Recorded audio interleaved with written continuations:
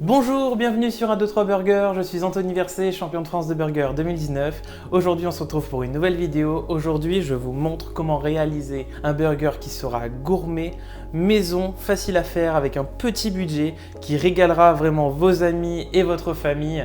Donc vraiment je pense que c'est un burger qui se présente vraiment bien, surtout que maintenant il commence à faire un petit peu froid. L'hiver arrive, il y en a beaucoup déjà qui pensent déjà certainement descendre leur piste de ski à la montagne.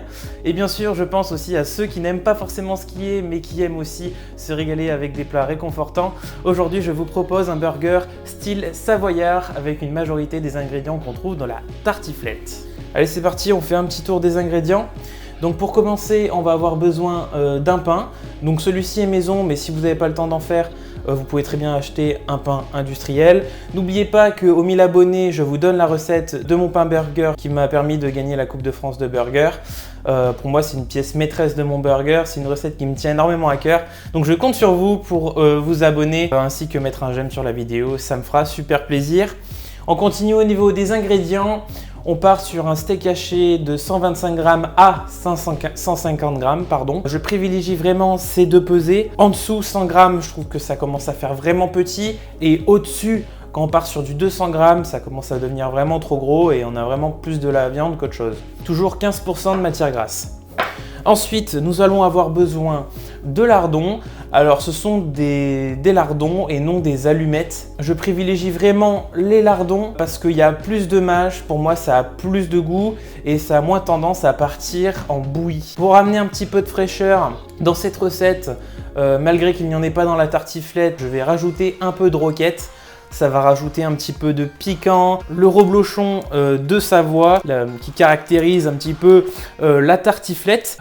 Bien sûr, si par exemple vous avez de la raclette ou même vous préférez la raclette, vous pouvez très bien prendre de la raclette, il n'y a aucun problème, ça ira même très bien avec ce genre d'ingrédients. En sauce, je suis vraiment allé à l'essentiel, vraiment un peu de mayonnaise, très simplement. Et pour finir, on va rajouter des oignons caramélisés, donc forcément il va nous falloir un oignon. Je vous le répète jamais assez, toujours très important, l'assaisonnement dans un burger, du sel, du poivre.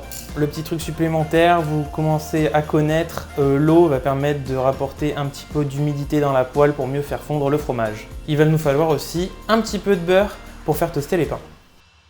En premier temps, je viens venir faire chauffer ma poêle, qui va me servir à faire revenir mes lardons et à bien les caraméliser. En deuxième étape, je vais donc venir couper mon pain burger en deux de manière bien régulière, comme d'habitude.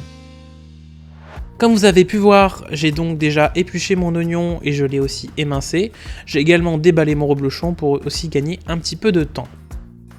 Pour le reblochon, il ne faut pas faire des tranches trop épaisses ni trop fines. Attention, c'est un fromage qui fond extrêmement bien. Alors, moi, ce que je vous conseille, c'est vraiment de faire un sort de carré qui va permettre de recouvrir l'intégralité de votre steak. À ce moment-là, ma poêle est bien chaude. Je vais donc venir rajouter mes lardons dans la poêle et on va venir bien les caraméliser. Et à ce moment-là, on va pouvoir donc les réserver.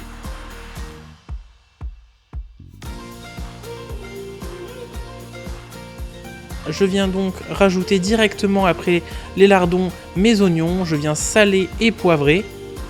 On va bien venir les faire caraméliser pendant quelques minutes. N'hésitez pas à checker de temps en temps. À ce moment-là, moi, ils ont déjà bien caramélisé. Et ce que je vous conseille, c'est de rajouter un petit peu d'eau et de refermer avec un couvercle afin de les rendre un peu plus moelleux et qu'ils ne soient pas trop craquants sous la dent. Une fois qu'ils ont une belle coloration, je vous conseille de rajouter les lardons qui ont déjà été bien caramélisés. Ça va permettre en quelque sorte de bien mélanger le gras aux oignons. Et comme vous pouvez voir, c'est vraiment magnifique. Ça me rappelle vraiment la tartiflette de ma maman. On va donc pouvoir venir les réserver. Ma poêle est toujours chaude. J'en profite directement pour venir mettre mon beurre et de venir faire toaster mes pains. Comme d'habitude, on récupère bien toute la matière grasse qui se trouve dans la poêle.